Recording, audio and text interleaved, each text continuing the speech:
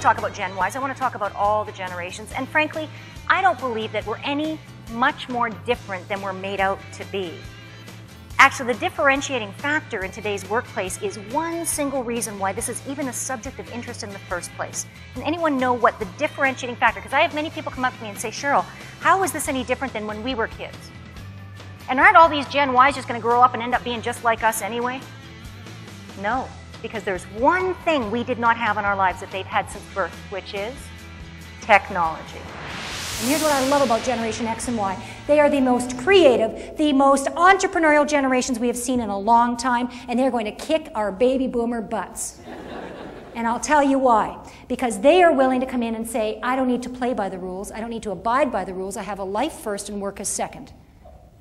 Baby boomers are work, work, work, and then you die. Many of you in the room are parents. Hands in the air for those of you that are parents. Okay. You want to know what all these little instant messaging acronyms are if you don't already. The first one, LOL, pretty straightforward. Anyone? Shout it out. Laugh out loud. You guys are good. The second one, mother over shoulder. If you have teenagers, you want to know this one. Ah, parents are watching. See you later. Too bad for you too. For crying out loud. And the last one, where you at? Why do boomers resist technology? If we're really honest here, and I'm a believer in bold proclamations, because we don't want to take the time to learn the new technology. We've gotten very comfortably of what the current stuff can do for us. So even taking 2 weeks to learn something is a resistance on our part. Average tenure for a Gen Y in my research, 3 years or less on the job. Now you might be thinking to yourself, well, how does that impact me? Well, I actually predict a future that's going to be quite different than what we have right now, and that is this. It's not going to be hanging on to people for 10, 15, 20 years, which has been the model up until now. It's going to be sharing people. We're going to see organizations, like-minded industries that are going to pool their talent together. Because Gen Y is bored, they get bored quickly, they want energy, they want training, and they don't care. They say to you, I want you to train me. We might be thinking, well, why would I invest in the training? Why would I spend all that money? Because you're actually building the pool of talent that you'll then be able to share with other organizations. Can I tell you the title of my book, which many Generation Xers are buying? It's called The Control Freak Revolution. No disrespect. The title actually talks about positive control for positive gain. Gen X, you have had to fight for your spot in the workplace. You've had to fight for recognition from the boomers, and you've had to deal with the Gen Ys below you, and you're not quite sure where you fit. And so many Gen Xers have used strong assertiveness to the point of not being able to engage the Gen Ys to the level that they would like to. So the creativity of Gen X and Y I am looking forward to. This is the most humanitarian generation. This is a generation who is willing to be creative in their solutions. And this is a generation who is not willing to settle for the status quo. And we are going to see massive change in the next 5 to 10 years in how we do business. And it's very exciting. Gen Y wants to casual the workplace. Boomers, we made it formal. When I say casual, they want to be your friend. They want their boss to be their friend. Gen Ys don't leave their jobs, they leave their leaders. Now that's a heavy-duty responsibility for all of us in this room, but I'll tell you why they leave their leaders. They want you to be likable, they want you to be fun, and they want you to create an experience for them. Now, boomers, I know what you're thinking. Holy cow. This is one high-maintenance bunch. Actually, it's not high maintenance. Boomers, how many of you were raised to believe that if you were doing a good job, you would just know it?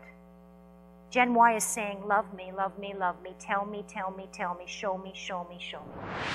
However, from a generational standpoint, if I as a boomer insist that my values are the ones that need to be modeled in the workplace, I will limit the growth of my business.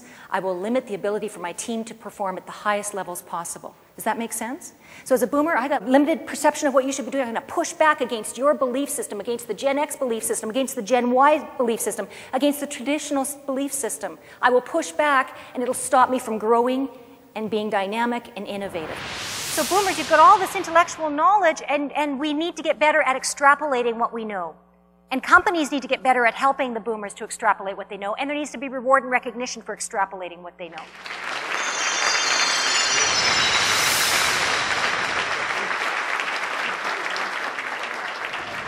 So boomers, guess what we did?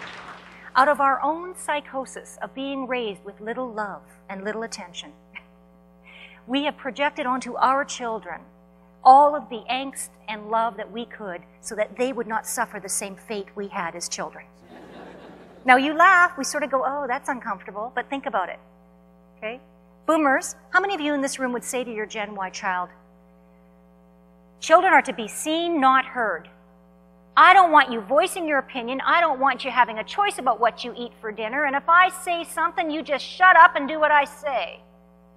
None of us in this room would raise our Gen Y child that way, but many of us in this room were raised that way.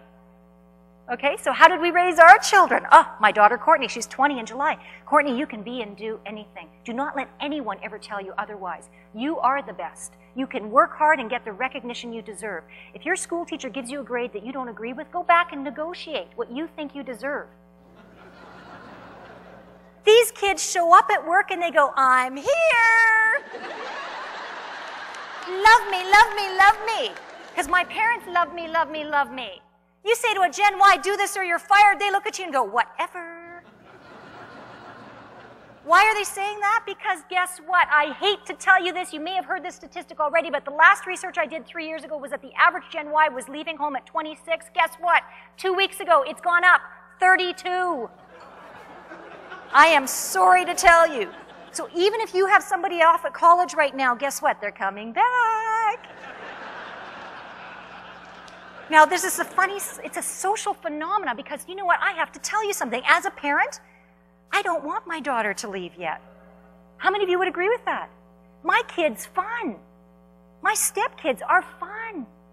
On Father's Day, you know what they brought over to the house? They brought over the Nintendo Wii. And we played bowling, and we did tennis, and we had a blast. Our kids are fun because we raised them to be fun. Boomers, how many of you in this room, you left home at 18, you're like, you couldn't wait to get out of there? Yeah.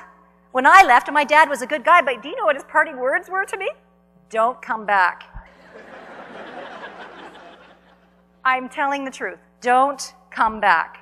And you know what? I didn't. Now, I actually believe, and I don't know if any of you agree with me, that there's some merit to being told don't come back.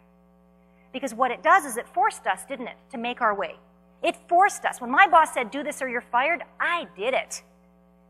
Because I had to pay rent. I had food to get into my mouth. If you say to a kid today, do this or you're fired, they go, whatever. Mama's still making my bed.